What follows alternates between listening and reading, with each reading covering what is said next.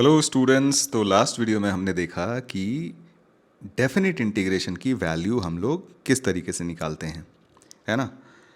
उसी प्रोसेस में आगे अगर मान लीजिए हमें डेफिनेट इंटीग्रेशन की वैल्यू निकालनी है यूजिंग सब्स्टिट्यूशन, क्योंकि हमें पता है कि इंडेफिनेट इंटीग्रेशन में ऐसे बहुत सारे इंटीग्रल आते थे जिनको हम सब्स्टिट्यूशन के थ्रू सॉल्व करते थे, है ना। तो अगर मान लीजिए डेफिनेट इंटीग्रेशन में सब्स्टिट्यूशन लगाना हो तो किस तरीके से लगाएंगे, जैसे एग्जाम्पल से ही मैं आपको समझाता हूँ। जैसे मान लीजिए आपके पास 1 से 2, ठीक है, ln x upon x d x, इसकी वैल्यू निकालनी है, ठीक है। तो क्लियरली आपको इसको इंटीग्रेट करने के लिए इतना आपको क्लियरली समझ में आ रहा होगा कि ln x को हमें किसी दूसरे वेरिएबल t से सब्स्टिट्यूट करना पड़ेगा, है ना।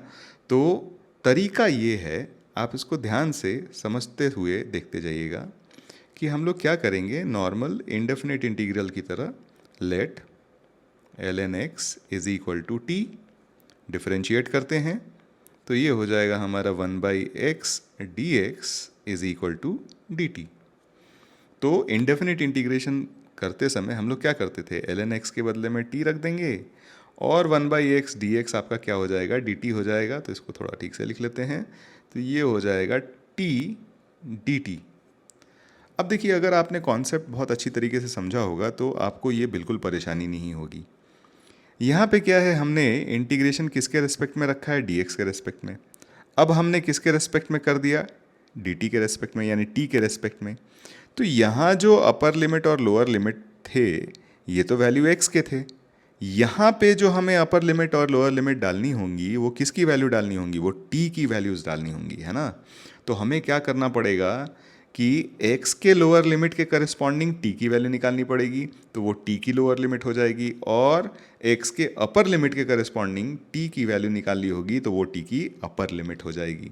तो यहाँ से हम लोग देखेंगे for x is equal to 1, ठीक है, ln 1 इज इक्वल टू 0 हो जाता है और ये आपके t की लोअर लिमिट वैल्यू हो जाएगी। Similarly x is equal to 2 के लिए आपके पास ln 2 ये t की अपर लिमिट वैल्यू हो जाएगी। tl और tu मैं लिख देता हूँ फॉर द टाइमिंग, लेकिन यहाँ पे तो हम वैल्यूज़ लिखने वाले हैं। तो लोअर लिमिट हो गई हमारी 0 और अपर लिमिट हो गई हमारी ln 2।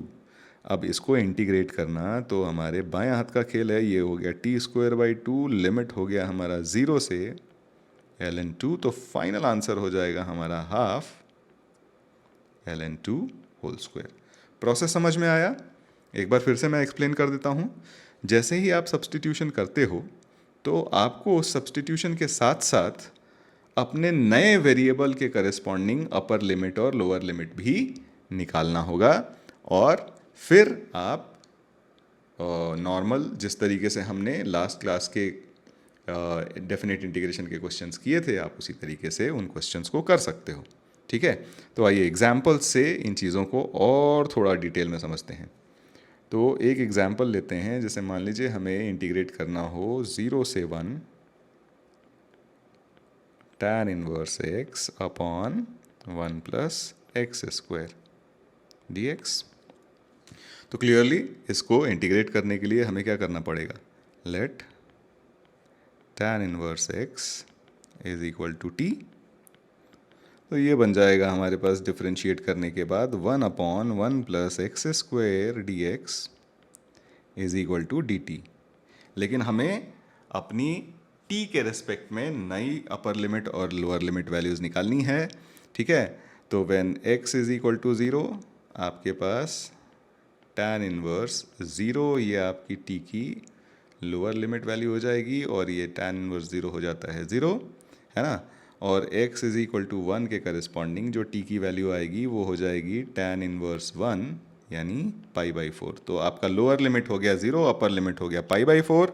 तो ये इंटीग्रेशन अब आपका बन जाएगा 0 से π/4 t dt, है ना। इसको भी इंटीग्रेट करेंगे तो ये बन जाएगा t²/2, लिमिट्स हम डाल देते हैं 0 से π/4, और ये फाइनल आंसर हमारा बन गया π²/32, ठीक है। बहुत सिंपल सा क्वेश्चन। कुछ और सवाल करते हैं थोड़े सिंपल से, है ना। जैसे मान लीजिए आपको निकालना है 0 से π/2, ठीक है, sine x upon 1 plus cos square x d x, ठीक है। तो यहाँ हम इसको सॉल्व करने के लिए किसको सब्स्टिट्यूट करने वाले हैं? हम करेंगे let cos x is equal to t. तो डिफ्रेंशिएट किया तो ये बन गया minus sine x d x is equal to d t, यानी यहाँ से हमें मिल जाएगा sine x d x is equal to minus D t. लेकिन हमें टी की अपर लिमिट, टी के करस्पॉन्डिंग अपर लिमिट और लोअर लिमिट भी चाहिए। तो जब x इज इक्वल टू 0 होगा तो t की वैल्यू हो जाएगी cos 0 यानी कि 1, और जब x इज इक्वल टू π/2 होगा तो t की वैल्यू हो जाएगी cos π/2 यानी 0। यानी अभी हमारा इंटीग्रल जो हो गया वो हो गया लोअर लिमिट है 1, अपर लिमिट है 0, साइन एक्स डी एक्स के बदले में हो जाएगा माइनस डी टी और अपॉन 1 प्लस टी स्क्वेयर, ठीक है। तो इसका इंटीग्रेशन हो गया माइनस tan इनवर्स टी। आप लिमिट्स अपर लिमिट और लोअर लिमिट डाल दो तो minus tan inverse 0 is 0 and minus of minus tan inverse 1 is minus π/4, ठीक है। तो ये माइनस π/4 लिख लेते हैं। तो फाइनल आंसर हमारा हो गया π/4, ठीक है। एक और एग्जाम्पल करके देख लेते हैं, प्रैक्टिस हो जाएगी हमारी। नेक्स्ट एग्जाम्पल है हमारे पास, जैसे सपोज हमें दिया हुआ है इंटीग्रल 0 से 1, ठीक है, sine inverse 2x upon 1 plus x square d x, ठीक है। तो क्लियरली हम देख रहे हैं कि इसको डायरेक्टली इंटीग्रेट करना तो हमारे लिए आसान होगा नहीं। तो हम यहाँ पे अगर देखें तो हमें पता है कि 2 tan theta upon 1 plus tan square theta sine 2 theta होता है ना। तो यहाँ पे हम क्या करेंगे कि x is equal to tan theta ले लेंगे, ठीक है। x इज इक्वल टू क्या ले लिया हमने? tan theta. तो यहाँ से dx हो गया हमारा sec square theta d theta, ठीक है। dx क्या हो गया? Sec square theta d theta, ठीक है। अब यहाँ से x इज इक्वल टू 0 के करेस्पॉन्डिंग हमारे पास जो थीटा की वैल्यू आएगी वो 0, और x इज इक्वल टू 1 के करेस्पॉन्डिंग थीटा की जो वैल्यू हो जाएगी वो π/4। अब हमारे पास नया इंटीग्रल जो बन जाएगा वो 0 से π/4, देखिए ये बन गया साइन इनवर्स साइन 2 थीटा, है ना, और इनटू dx था हमारा sec square theta d theta, ठीक है। तो ये बन जाएगा 0 से π/4 2 theta sec square theta d theta, ठीक है। अब इसको सिंप्लीफाई करने के लिए हमें क्या करना पड़ेगा? बाय पार्ट्स यूज़ करना पड़ेगा, इंटीग्रेशन बाय पार्ट्स। तो देखिए साथ साथ में ना बहुत अच्छा सवाल आ गया। तो हम क्या करते हैं, साथ साथ में डेफिनेट इंटीग्रेशन में इंटीग्रेशन बाय पार्ट्स कैसे यूज़ करते हैं वो भी देख लेते हैं। देखिए प्रोसेस बिल्कुल वही रहता है जो हमने इनडेफिनिट में यूज़ किया है, ठीक है। ट्रीटमेंट थोड़ा सा बस अलग हो जाता है। कैसे? तो यहाँ पे भी हम क्या करेंगे, जैसे 2 थीटा हमारा फर्स्ट फंक्शन हो गया तो इसको 2 थीटा को ऐसे रख लिया हमने, और सेक स्क्वायर थीटा को हमने इंटीग्रेट किया। तो सेक स्क्वायर थीटा को हमने इंटीग्रेट किया तो ये बन जाता है tan थीटा माइनस फिर 2 थीटा का डेरिवेटिव हो गया 2, और सेक स्क्वायर थीटा का इंटीग्रेशन हमारे पास था tan थीटा डी थीटा। अभी हम कोई लिमिट नहीं डालेंगे, ना अपर लिमिट डालेंगे ना लोअर लिमिट डालेंगे। पहले हम इसका पूरा इंटीग्रेशन बाय पार्ट्स ख़त्म कर लेंगे, इसके बाद लिमिट डालेंगे। तो ये हो जाएगा 2 theta tan theta minus 2 integration tan theta हो जाता है ln सेक थीटा, ठीक है। अच्छा, ln के साथ ना हमेशा आप केयरफुल रहा कीजिए। ln आप 1/x का जब भी इंटीग्रेशन करते हैं तो यूजुअली हम लोग ln x लिख के छोड़ देते हैं, हमें हमेशा ln mod x लिखना चाहिए। देखिए इनडेफिनेट इंटीग्रेशन में तो हम बच जाते थे, लेकिन डेफिनेट इंटीग्रेशन में ना फंसने के बहुत चांसेस हैं। मैं एग्जांपल से बताऊंगा किधर हम फंस सकते हैं।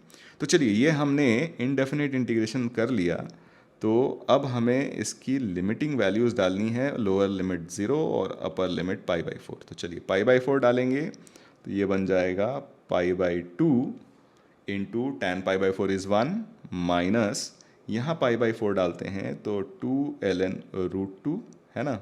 ज़ीरो डालिएगा तो फर्स्ट टर्म भी ज़ीरो, सेकेंड टर्म भी ज़ीरो, क्योंकि सेकेंड टर्म आपके पास ln1 बन जाएगा, ln1 इज़ ज़ीरो। तो हमारे पास ये आंसर हो गया। आप चाहें तो इस 2 को अंदर ले जा सकते हैं, 2 ln√2 को आप लिख सकते हैं ln2। तो हमारे पास आंसर हो गया π/2 माइनस ln2। ये हमारा फाइनल आंसर हो जाएगा।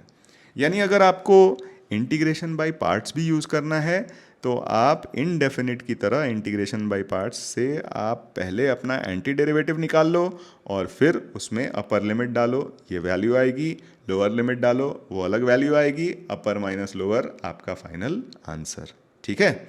अच्छा, लॉग के बारे में मैं आपको सचेत कर रहा था कि लॉग के साथ हमें हमेशा केयरफुल रहना चाहिए, स्पेशली डेफिनेट इंटीग्रेशन में। जैसे मैं आपको एक एग्जांपल दिखाता हूँ। जैसे मान लीजिए सिंपल सा ही एग्जांपल है, लेकिन अगर आपने लॉग का सही एक्सप्रेशन नहीं लिखा तो आप फंस जाइएगा। जैसे मान लीजिए हमारे पास -2 से -1 1/x dx निकालना है ना। अब अगर हमें पता हो तो 1/x dx जो वैल्यू होती है वो ln x होती है। तो देखिए, मॉड नहीं लिखने की वजह से आप कैसे यहाँ पे फंस जाएंगे। अगर आपने इस तरीके से ln x लिखा और अब आप लोअर लिमिट -2 और -1 रखने जाइएगा तो आप बोलिएगा कि ये तो हमारा एक्सप्रेशन ही गलत है, क्योंकि लॉग में हम नेगेटिव वैल्यूज़ नहीं डाल सकते। ठीक है। तो इस केस में ये आपकी गलती हो जाएगी। इसीलिए हमेशा याद रखिए कि जब भी log x यानी 1/x का इंटीग्रेशन करें तो आप लिखें log mod x, because that is the correct expression.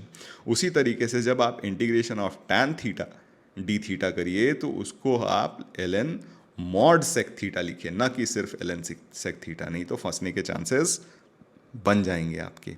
ठीक है। तो इसको हम इस तरीके से ना इंटीग्रेट करके, इसका एक्चुअल इंटीग्रेशन जो होता है वो ln mod x होता है। और अब आप लिमिट -2 और -1 बड़े आसानी से डाल सकते हो। तो ये बन जाएगा ln mod ऑफ -1 इज़ 1 और minus ln mod of -2 is 2। ln1 0 होता है तो हमारा फाइनल आंसर हो गया -ln2। ठीक है। तो ये बात आप बहुत ध्यान से अपने दिमाग में रखिए, क्योंकि हमें फंसना नहीं है सवालों में, हमें सवाल सॉल्व करने हैं। ठीक है। ओके, एक और एग्जाम्पल लेते हैं। आइए, नेक्स्ट एग्जाम्पल है, मान लीजिए हमारा 1 से 2। ठीक है। ये हो जाएगा 1/x minus 1/2x square into e⁻² 2x dx। ठीक है। अब देखिए, इस सवाल को देख के हमें वो वाली फील तो आ रही है कि e⁻x fx plus f' dx, इसका इंटीग्रेशन e⁻x dx। अगर आपको याद हो तो मैं बस आपको रिफ्रेश करवा देता हूँ। ये हमने एक एक्सप्रेशन देखा था e⁻x fx plus f' dx। ये वैल्यू हमारी e⁻x fx बन जाती है प्लस c। इनडेफिनेट इंटीग्रेशन में हमने देखा था। ऐसी कुछ फील तो आ रही है, लेकिन प्रॉब्लम ये है कि x के बदले में हमें 2x लिखा हुआ है। तो एक काम करते हैं ना, इसको पहले स्टैंडर्ड फॉर्म में दिखने वाला बना लेते हैं। तो हम क्या करते हैं, 2x को ना पहले t से सब्सटीट्यूट कर देते हैं। तो यहाँ से देखिएगा तो dx यानी यहाँ से x is equal to t/2 आ जाएगा, तो dx is equal to half dt आ गया, है ना। लिमिट्स भी हम चेंज कर लेते हैं। तो देखिए, x इज इक्वल टू 1 रखिएगा तो t की वैल्यू 2 हो जाएगी, और x इज इक्वल टू 2 रखिएगा तो t की वैल्यू 4 हो जाएगी। ये हमने लिमिट्स भी चेंज कर लिए। x के बदले में हमें t/2 लिखना है, तो ये बन जाएगा 2/t माइनस यहाँ से x के बदले में वापस से t/2 रखिएगा तो ये बन जाएगा 2/t स्क्वेयर और ये e⁻t dt। ठीक है। आइए अब इस तरफ आते हैं। तो अब हमारा, हम चाहें तो 2 कॉमन करके बाहर निकाल सकते हैं। तो 2 हमने बाहर निकाल लिया और ये लिमिट हो गया 2 to 4, है ना। ये बन गया e⁻t 1/t minus 1/t square D T. अब देखिए ये हमारे फॉर्म में बन गया, ये हो गया E to the power X, F X ये है और ये आपका एफ डैश एक्स है।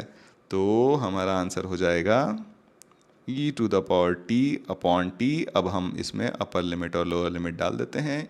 यहाँ पे 2 भी था एक हमारे सामने, तो 2 भी हम रख लेते हैं,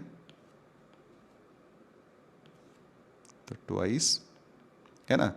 लोअर लिमिट 2 अपर लिमिट 4, तो फाइनल आंसर हमारा हो जाएगा twice e to the power 4 upon 4 minus e square by 2। ये हमारा आंसर हो गया। ठीक है।